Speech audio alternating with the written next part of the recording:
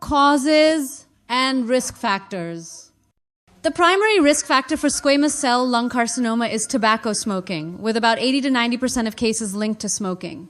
Other risk factors include exposure to secondhand smoke, occupational exposure to substances like asbestos, radon, and metal dust, air pollution, family history of lung cancer. Symptoms. Early stages of squamous cell lung cancer often present no symptoms.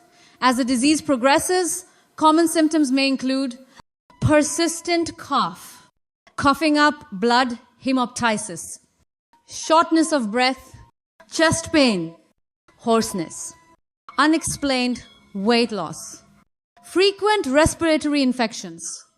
Squamous cell carcinoma originates from squamous epithelial cells that normally line the airways. These cells undergo malignant transformation due to chronic irritants like tobacco smoke, gross morphology, macroscopic features. Location. Typically centrally located, arising in the proximal bronchi, main or lobar bronchi, frequently involves the hilum or central portion of the lung. Appearance, firm, gray-white, and often lobulated mass. Frequently cavitated due to central necrosis, seen in up to 10-20% of cases. May cause obstruction of the bronchus, leading to distal atelectasis, or post-obstructive pneumonia. Invasion.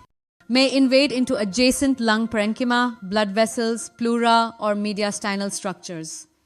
Microscopic morphology, histological features. Hence 1. Cellular characteristics. Polygonal cells with abundant eosinophilic pink staining, cytoplasm. Large hyperchromatic nuclei with prominent nucleoli. Intercellular bridges, desmosomes, between adjacent tumor cells. Variable mitotic activity, sometimes with atypical mitotic figures. 2. Keratinization. Keratin pearls, circular whorls of keratinized cells, classic feature. Individual cell keratinization, seen in moderately to well-differentiated tumors. 3. Tumor differentiation grades. Well-differentiated, prominent keratin pearls and intercellular bridges. Moderately differentiated, some keratinization, fewer keratin pearls. Poorly differentiated, little or no keratinization, may resemble other NSCLC types, needs IHC for confirmation.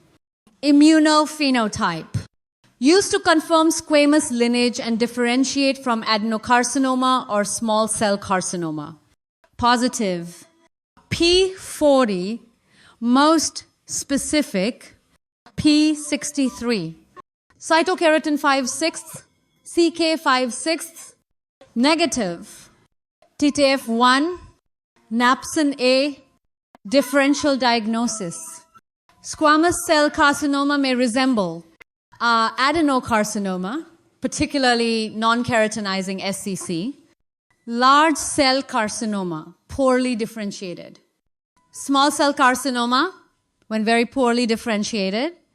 IHC is often essential to confirm diagnosis in ambiguous cases. Diagnosis typically involves health +1, very well health +1, imaging tests such as chest x-rays and CT scans, bronchoscopy to visualize the airways, biopsy to obtain tissue samples for pathological examination. Biomarker testing, including PD-L1 expression levels, to guide treatment decisions. Staging. Squamous cell lung carcinoma is staged using the TNM system Longevity Foundation. +1. Healthline. +1. T. Tumor.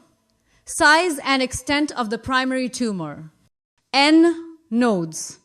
Involvement of regional lymph nodes. M. Metastasis. Presence of distant metastasis.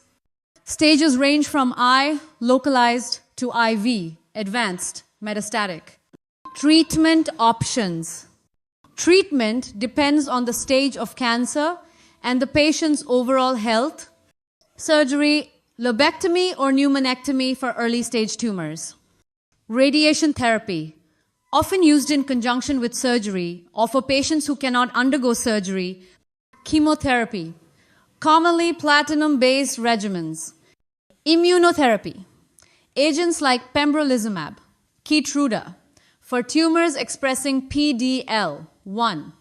Targeted therapy, currently limited but under investigation in clinical trials. Prognosis. The prognosis varies based on the stage of diagnosis. Healthline. Early stage I. Higher survival rates with appropriate treatment. Advanced stage 3 IV. Lower survival rates. However, advancements in immunotherapy have improved outcomes. Prevention and outlook. Smoking cessation is the most effective preventive measure. Regular screenings and prompt attention to respiratory symptoms can lead to earlier detection and better outcomes.